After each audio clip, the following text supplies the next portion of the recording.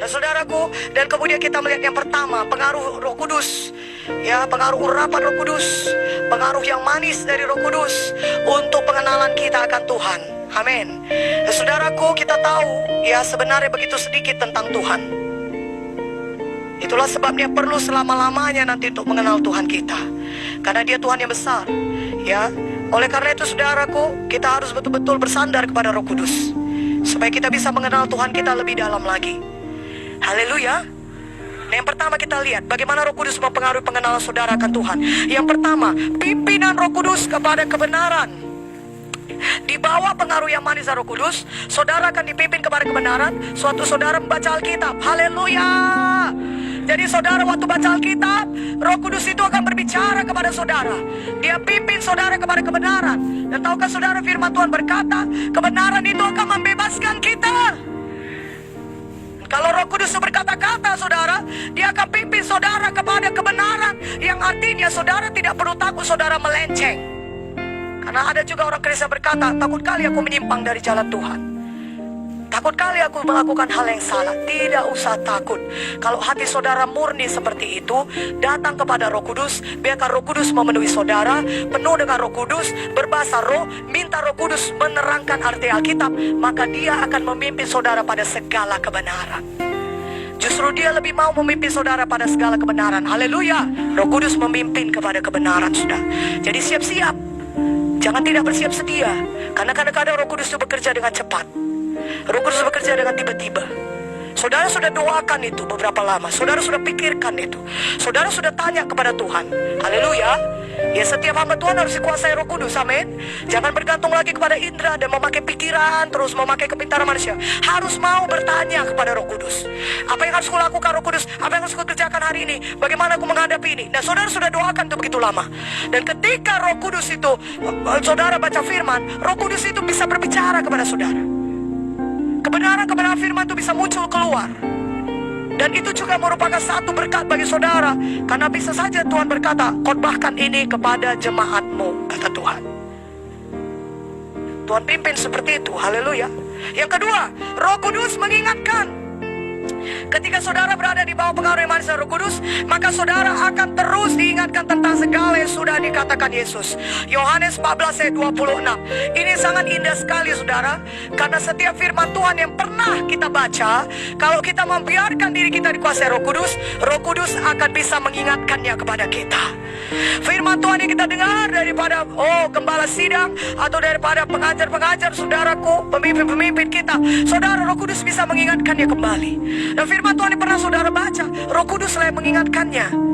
Kadang-kadang kita tidak mempelajari itu pada hari itu. Bukan itu yang kita baca firmannya.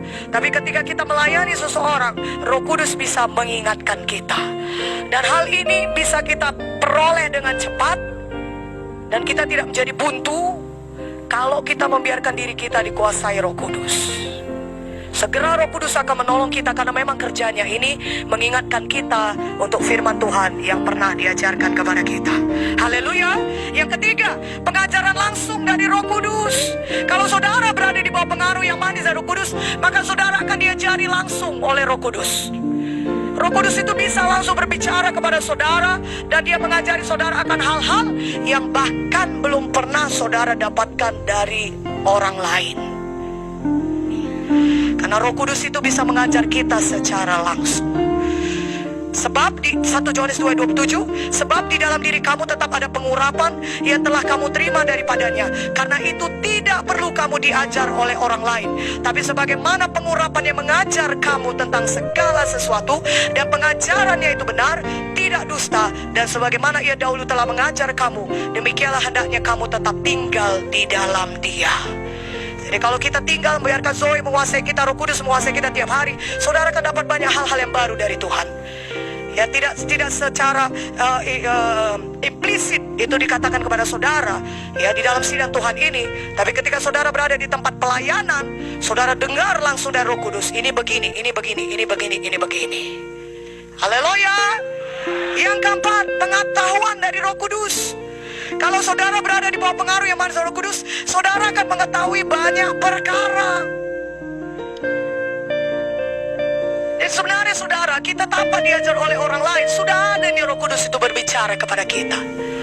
Jadi gak benar kalau kita selalu menjawab, gak tahu aku itu, gak pernah diajari aku itu.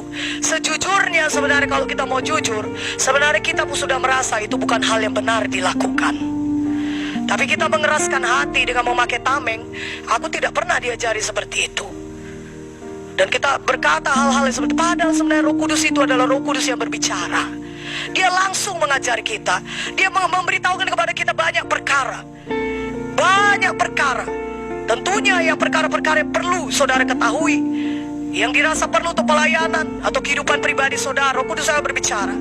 Ya saudaraku, karena itu saudara, mari kita rindu Roh Kudus, dikuasai olehnya. 1 Yohanes 2:20, tetapi kamu telah beroleh pengurapan dari yang kudus, dan dengan demikian kamu semua mengetahuinya. Saudaraku, itulah dia kalau Roh Kudus itu berbeda, sudah.